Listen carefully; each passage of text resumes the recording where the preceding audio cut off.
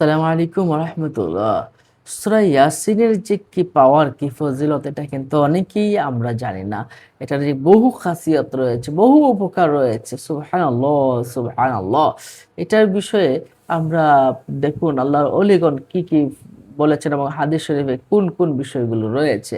কোন ব্যক্তি যদি নেক আশা পূরণ হওয়ার নিয়তে যদি এই ইয়াসিন পাঠ করে, সূরা ইয়াসিন পাঠ করে পুরোটা, তাহলে আল্লাহ সুবহানাহু ওয়া তাআলার ফজলে তার নেক মাকসুদ পুরা হয়ে যাবে। সুবহানাল্লাহ, সুবহানাল্লাহ।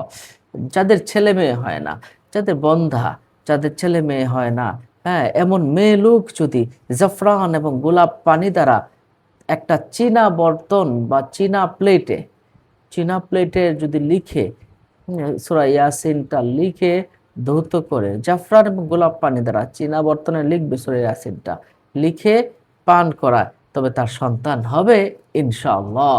ইনশাআল্লাহ তার সন্তান হবে। আর যদি কোনো গরিব ব্যক্তি যদি মালদার টাকা পয়সা ওয়ালা হতে চায়, তাহলে এই সূরাটা প্রতিদিন সকাল বেলায় যদি পাঠ করে, ইনশাআল্লাহ আল্লাহর ফজলে সে মালদার হবে, টাকা পয়সা ওয়ালা হবে। সুবহানাল্লাহ, সুবহানাল্লাহ। সূরা ইয়াসিন জাদুগ্রস্ত ব্যক্তিকে পরে যদি ফু দেওয়া হয়, তাহলে তার জাদু দূর হয়ে যাবে ইনশাআল্লাহ। এবং জিনগ্রস্ত রোগীর উপরে যদি সূরা ইয়াসিন পরে ফু দেয়, সূরা ইয়াসিনটা পরে ফু দেয়, তাহলে জিনের আসর কিন্তু ছেড়ে যাবে ইনশাআল্লাহ। জিনের আসর ছেড়ে যাবে। এবং তার দুনিয়ার যত মুসিবত আসানাত সবগুলো মুসিবতগুলো দূর হয়ে যাবে ইনশাআল্লাহ। আরেকটা গুরুত্বপূর্ণ হাদিস শরীফে রয়েছে, যে ব্যক্তি একদম মৃত্যুর সময়ে এসে যাবে, সাখরাত চলতেছে, এই ব্যক্তি এমন ধরনের ব্যক্তির উপরে যদি এর কাছে যদি বসে সূরা ইয়াসিন পাঠ করে এবং ফু দেয়, তাহলে তার জান কবজ সহজে হয়ে যাবে ইনশাআল্লাহ। তার কষ্ট কম হবে। এই আমলটা কিন্তু আপনি অনেক করতে হবে। আপনি একজন মৃত প্রায় ব্যক্তির সামনে সূরা ইয়াসিন পাঠ করুন। সহজে তার জান কবজ হবে। খুবই ভালো একটা পরীক্ষিত এবং হাদিস শরীফের একটি আমল। হুম? যদি কোনো রোগ, কোনো যেকোনো রোগীর উপরে আপনি যেকোনো ধরনের রোগী ব্যক্তির উপরে আপনি যদি সূরা ইয়াসিন পড়ে ফু দেন, তাহলে তার রোগ ভালো হয়ে যাবে ইনশাআল্লাহ।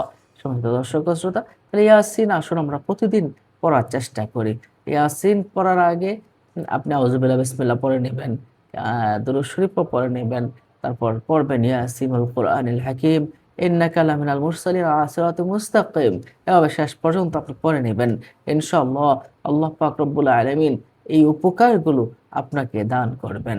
আপনার আমার মঙ্গল হোক। আল্লাহ পাক ভালো রাখুন, সুস্থ রাখুন এবং জাদু-টোনা থেকে হেফাজত করুন, রোগ ব্যাধি থেকে আমাদেরকে হেফাজত করুন। আমিন। অন্য মুমিন সবাইকে জানাতে শেয়ার করে দিন। ভালো থাকুন। আসসালামু আলাইকুম ওয়া রাহমাতুল্লাহ।